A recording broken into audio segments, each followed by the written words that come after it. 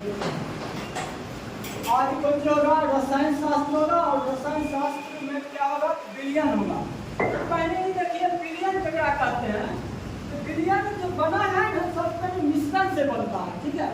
जब मिश्रण क्या कहते हैं तो दो या दो से अधिक पदार्थ को आपस में किसी भी अनुपात में मिला देंगे तो मिश्रण बनता है।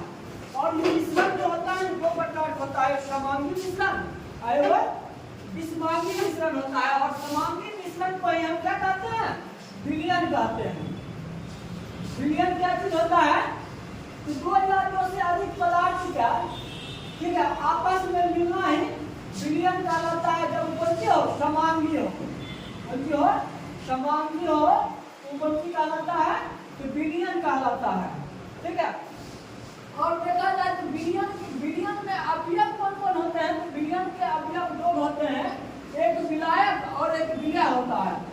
कहने का मतलब विलायक जो विलयन में अधिक मात्रा में रहता है, जो अधिक मात्रा में रहता है उसको हम कौन सी कहेंगे विलायक कहेंगे। जो कम मात्रा में रहता है उसको हम क्या कहेंगे विलय कहेंगे। और इसी विलयन में विलायक जो है इसी विलय को अपने में क्या करता है घोलता है, क्या है घुलाता है, ठीक है। और ये जो है विलय ये कौन सी काम करता है घुलने का काम करता है, कौन सी घुलने का काम करता है, यही विलय करता है, ठीक है। तो आप क्या देखे हैं तो विलयन के अवयव, विलयन में क्या होते हैं विलायक और विलय दो अवयव होते हैं। विलायक की मात्रा अधिक होता है और विलय का मात्रा क्या होता है कम होता है। जो अधिक होता है वो घुलाता है और जो कम रहता है वो घुलता है, ठीक है। अगर विलयन का गुण देखा जाए तो विलयन का गुण जो होता है ना क्या प्रकार का होता है तो सबसे पहले वो समांगी मिश्रण होता है, ठीक है।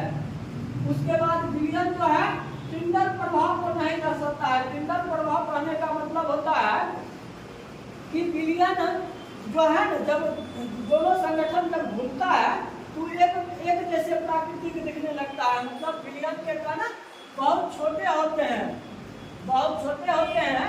तो अगर इससे अगर प्रकाश गुजारा जाता है तो प्रकाश को इधर उधर नहीं मतलब फैलाता है, इसीलिए टिंडल प्रभाव को नहीं कर सकता है। और कहा जाता है जो विलयन होते हैं ना विलयन क्या छानने विधि के द्वारा हम अलग नहीं कर सकते हैं।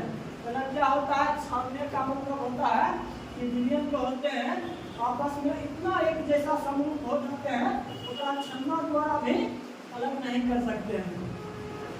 अगर विलयन का प्रकार देखा जाए तो विलय के आधार पर विलयन को तीन प्रकार में बांटा गया है। क्या प्रकार में विलय के आधार पर तो विलय के आधार पर विलय को क्या प्रकार में बांटा गया है तीन प्रकार में बांटा गया है। कौन असंतृप्त, संतृप्त और अति संतृप्त बांटा गया है। अब देखिए तनी असंतृप्त जान लेते हैं। असंतृप्त मतलब असमान एक तरह समझिए। यानी विलायक में क्या होता है विलायक में और अधिक विलय को हम घुला सकते हैं, ठीक है। विलय को क्या कर सकते हैं घुला सकते हैं। इसमें कहने का मतलब अगर कोई हम लेते हैं, अगर हम पानी लिए हैं, पानी में अगर थोड़ा नमक डाल देंगे तो घुल जाएगा, लेकिन उसमें और नमक डालेंगे तो वो भी घुल जाएगा। तो कोई कंडीशन में कौन सी बनता है तो असंतृप्त बनता है। मतलब कहने का मतलब विलायक में अगर टेम्परेचर समान रहा जाए तो विलायक में और अधिक कौन सी कर सकते हैं विलय को घुला सकते हैं। और विलय को घुलाने का एक अंतिम शक्ति होता है। उस अंतिम शक्ति के बाद कोई भी विलय को नहीं घोल सकता है। उस अंतिम शक्ति के बाद कोई भी विलायक क्या होगा विलय को नहीं घोल सकता है।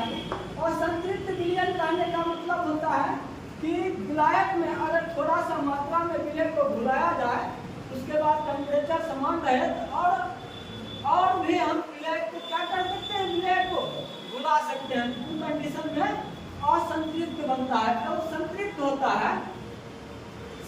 होता है विलायक में, ठीक है। विलायक में, ठीक है, उस विलायक में अधिक मात्रा मैक्सिमम मात्रा तक विलय घुला विलय घुला रहता है। कौन चीज? उस विलायक में मैक्सिमम मात्रा तक क्या होता है? ये विलय क्यों होता है? घुला रहता है। और इससे अधिक जैसे ही डालेंगे तो घोल नहीं सकता है। ठीक है, तो जब घोल नहीं सकता है, मैक्सिमम घुलने है, तो वो कंडीशन में कौन चीज बनता है? वो कंडीशन में संतृप्त बनता है। ठीक है, एक होता है अति संतृप्त। अति संतृप्त कहा जाता है संतृप्त का, जब संतृप्त विलयन का टेम्परेचर को बढ़ा देंगे, वो जो है और विलय को टेम्परेचर बढ़ाने के कारण और विलय को संतृप्त विलयन में घोला जा सकता है। ठीक है, जब संतृप्त विलयन का हम टेम्परेचर बढ़ाएंगे, तो जब टेम्परेचर बढ़ाएंगे संतृप्त विलयन का, तो उसमें और अधिक क्या होगा? विलय को हम घुला सकते हैं। तो उस कंडीशन में जो विलयन बनता है उसको हम कहते हैं अति संतृप्त। आप विलयन में देखते हैं, विलय के आधार पर विलयन को 3 प्रकार के बांटा गया है। क्योंकि कोई भी विलयन बनता है तो 2 अवयव से बनता है, एक होता है विलायक, एक विलय होता है। अब देखिए दूसरा है विलय और विलायक के आधार पर विलयन का वर्गीकरण को हम देखेंगे। क्योंकि विलयन में 2 अवयव होते हैं। कौन होते हैं? एक होते हैं विलय और विलायक होते हैं। तो विलय और विलायक, अब इन दोनों आधार पर हम विलयन की कोई करेंगे, बांट कर अध्ययन करेंगे। तो ऐसे करने पर भी हमको तीन प्रकार के विलयन मिलता है। एक गैसीय विलयन मिलता है, एक द्रव विलयन मिलता है, एक ठोस विलयन मिलता है। ठीक है, अगर गैसीय विलयन को देखा जाए तो गैसीय विलयन में इसमें विलायक का काम क्या करेगा? विलायक का काम जो अधिक मात्रा में रहेगा वो गैस करेगा, और विलय जो होगा अलग अलग होगा। विलय जो घुलने वाला है वो क्या होगा? अलग अलग होगा। इसीलिए आप देखिए गैसीय विलयन में विलायक हम किसको लिए हैं? गैस के लिए हैं। जब मात्रा अधिक होता है तो विलायक होता है, और जब कम मात्रा वो विलय होता है। अगर गैसीय विलयन में गैस और गैस का विलयन अगर कराएंगे, तो आप गैस और गैस का विलयन अगर हम सराउंडिंग चारों ओर देखेंगे तो किसका मिलेगा? तो वायु में मिलेगा। वायु देखते हैं विभिन्न प्रकार की गैसों का मिश्रण है, तो कैसा हो जाएगा? तो गैसीय विलयन हो जाएगा। यानी गैस में गैस का विलयन वायु हो जाता है। और ठीक है, वायु और एक होता है गैसों का मिश्रण। अगर कोई भी 2 प्रकार की गैस का मिश्रण करवा देते हैं तो भी हमारा क्या हो जाता है? गैसों का गैस में विलयन हो जाता है। अब दूसरा कंडीशन लेते हैं, इनमें विलायक को द्रव लेते हैं और विलय को द्रव लेते हैं और विलायक को गैस। क्या हम गैसीय विलयन कर रहे हैं तो विलायक कौन सी लेंगे? गैसीय लेंगे, और विलय हम कौन सी लेते हैं? द्रव लेते हैं। तो ऐसा कौन कंडीशन है? तो आप देखिएगा कि द्रव कार्बन डाइऑक्साइड कौन सी हो गया? गैस हो गया। अमोनिया गैस हो गया। ठीक है, इस सब को जल में विलयन कर देंगे, कैसा बन जाएगा? ये बन जाएगा द्रव और गैस का विलयन बन जाएगा। हम क्या बोले हैं? कार्बन डाइऑक्साइड गैस है, गैस को अगर जल में विलयन कर देंगे तो ये कैसा हो जाएगा? द्रव में गैस का विलयन हो जाएगा। कार्बन डाइऑक्साइड और जल का विलयन कैसा हो जाएगा? तो गैस में द्रव का विलयन हो जाएगा। वैसे ये होता है बादल होता है और कोहरा होता है, ये भी कैसा है? ये भी द्रव में गैस का विलयन है। क्योंकि एटमॉस्फेयर में गैस रहता है और ऊपर जाएगा तो क्या होता है? पानी इवेपोरेशन करके ऊपर चल जाता है, तो दोनों क्या होता है? सम्मिलित हो जाता है। तो वही प्रकार के जो हो जाता है द्रव में गैस का विलयन हो जाता है। और तीसरा देखते हैं विलयन ठोस में गैस का विलयन। ठोस में गैस का विलयन, यानी विलय का काम यहाँ ठोस करेगा और विलायक का काम यहाँ गैस करेगा। जैसे बच्ची नाइट्रोजन गैस में कपूर का विलयन, ये कैसा विलयन है? नाइट्रोजन क्या है? एक गैस है, और कपूर कौन सी है? एक ठोस है। यानी ठोस में गैस का विलयन, यानी गैस में ठोस का विलयन हो गया है। यानी नाइट्रोजन गैस और कपूर कैसा विलयन है? तो गैस में ठोस का विलयन है।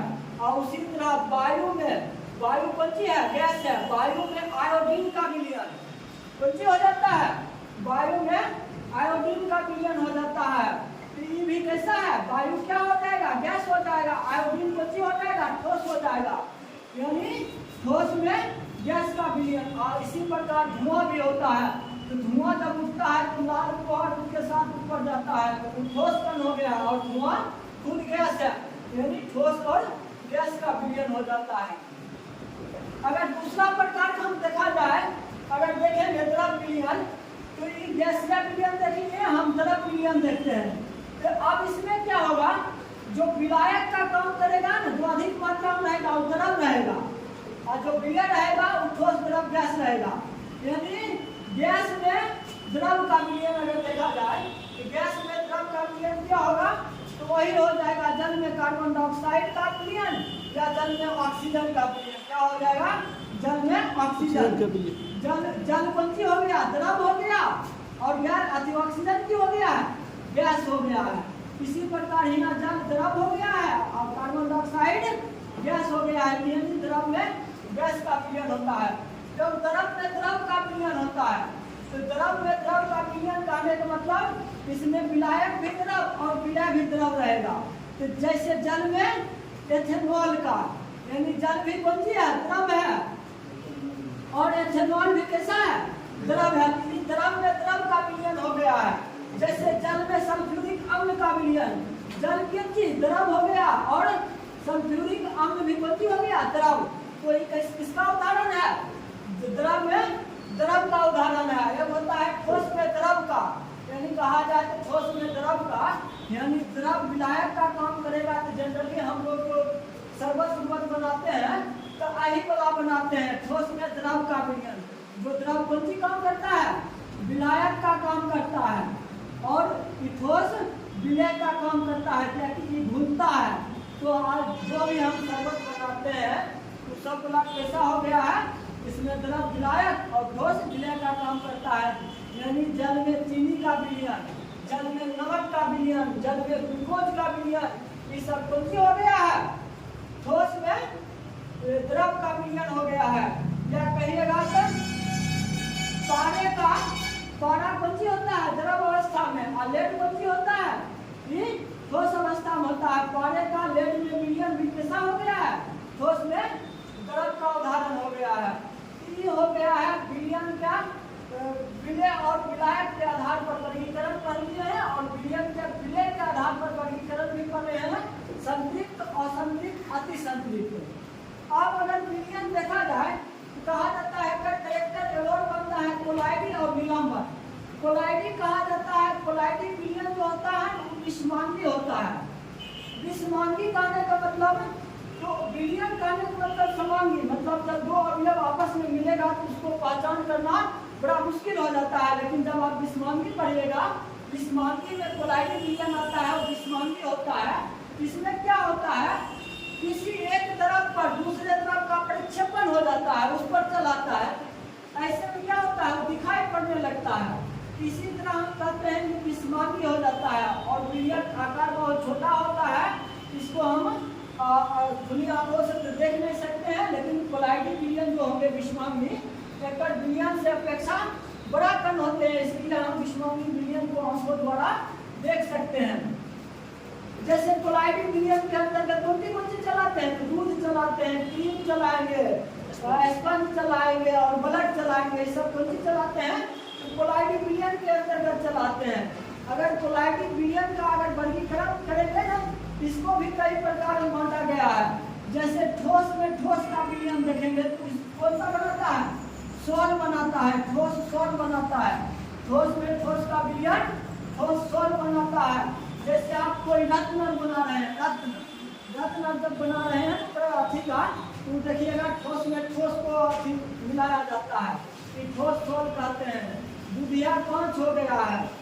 उसी तरह जब ठोस और द्रव, ठीक है, ठोस और द्रव का भी अथी देखेंगे कोलाइडी विलयन, तो ठोस और द्रव जब मिलता है तो सोल बनता है। सोल मतलब क्या होता है, ठोस और द्रव का विलयन को सोल कहा जाता है, और सोल के अंतर्गत कोशिका तरल आते हैं, कोशिका आते हैं तो कोशिका तरल आते हैं। उसी प्रकार ठोस में गैस का विलयन अथी देखा जाए तो एरोसोल बनाते हैं। एरो मतलब हवा, सोल मतलब क्या होता है, ठोस, ठीक है। सोल जहाँ रहेगा मतलब जनरली सोल रहेगा, मतलब सोचिएगा ये ठोस रहेगा, ठीक है। एरो मतलब हवा और तो सोल मतलब ठोस, यानी ये हो जाएगा गैस और ठोस का मिश्रण हो जाएगा। जब ठोस गैस का क्या कहेंगे एरोसोल कहेंगे। तो इसका उदाहरण हो जाएगा तो धुआं हो जाएगा। धुआं देखिएगा तो जब धुआं उठता है तो उसके साथ राख पहाड़ सब का ऊपर लेके चलता है और हवा में जाता है तो गैस के साथ संपर्क कर लेता है। इसी प्रकार धूलकण हो गया है। धूलकण भी ठोस और गैस का अथी रहता है। एक होता है द्रव और द्रव अथी द्रव और ठोस का विलयन होता है। द्रव और ठोस का रहेगा तो उसको जेल कहते हैं, जेली कहते हैं। कौन सी द्रव और ठोस का विलयन कौन सी कहेंगे? जेल कहेंगे। और जेल के अंतर्गत कौन सी आता है? पनीर आएगा, मक्खन आएगा, जेली आएगा। ठीक है, पनीर आएगा, मक्खन आएगा और जेली आएगा। यह होता है द्रव और द्रव का मिश्रण। द्रव और द्रव का मिश्रण जो बनता है एक पायास कहते हैं। ठीक है, द्रव और द्रव का जब विलयन होगा तो हम कौन सी कहेंगे? प्रयास कहते हैं। और प्रयास के अंतर्गत कौन सी चलाता है? तो दूध चलाता है। तो दूध में देखिएगा दूध में जो होता है पानी प्लस दूध की मात्रा मिलकर के पानी बनता है। और जितना भी क्रीम है, क्रीम भी द्रव और द्रव्य का मिश्रण होता है। क्रीम जितना बनता है कौन सी हो जाता है? तो प्रयास के अंतर्गत चलाता है। दूध हो, क्रीम हो, ये सब कौन सी है? प्रयास के अंतर्गत चलाता है। एक होता है गैस और द्रव का। जखने गैस और द्रव मिलेगा तो फोम का निर्माण करेगा। फोम कहाँ से? जहाँ से झाग निकलता है। तो झाग कहाँ निकलता है? तो आप जानते करते हैं तो साबुन से झाग निकलता है और उसके बाद शेविंग वाला क्रीम से झाग निकलता है। तो ये सब झाग जितना आएगा कौन सी हो जाएगा?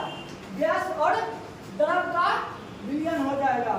और कहा जाए कोलाइडल विलयन का गुण देखा जाए तो कोलाइडल विलयन कैसा होता है? विषमांगी पदार्थ होते हैं, विषमांगी विलयन होता है। टिंडर प्रभाव को दर्शाता है? हाँ, दर्शाता है। क्या कण के होते हैं? बड़ा बड़ा होते हैं। अगर प्रकाश इससे गुजरा जाए कि प्रकाश में कोई फैला देता है जिससे माइंड क्या होता है? दृष्टिगोचर हो जाता है। और कोलाइडल विलयन क्या करते हैं? बरौनी गति करते हैं। बरौनी गति का मतलब होता है जिगजैग गति, यानी टेढ़ा मेढ़ा गति करते रहते हैं। दूसरा होता है निलंबन विलयन होता है। इसे कहा जाता है विषमांगी होते हैं। और इसमें अंतर यही है कि इसमें विलय का जो है विलय पदार्थ विलायक में नहीं घुलता है। ठीक है, निलंबन कहने का मतलब है कि इसका भी कण बड़ा होता है लेकिन इसमें क्या होता है? विलय जो पदार्थ होता है, विलय पदार्थ विलायक में नहीं घुलता है। ठीक है, नहीं घुलता है। वही कारण कैसा हो जाता है? विषमांगी हो जाता है। और इसी जब नहीं घुलता है विलय की मात्रा, उसी को हम क्या कहेंगे? निलंबन कहेंगे। ठीक है, विलयन को अगर मापा जाता है तो ऊपर सांद्रता में मापा जाता है। ठीक है, इसी में मोलकता आता है, मोलकता आता है। ये सब आपका कौन सी हो गया? मोलिकुलर वैल्यू हो गया है। ये सब अगला क्लास में देखा जाएगा।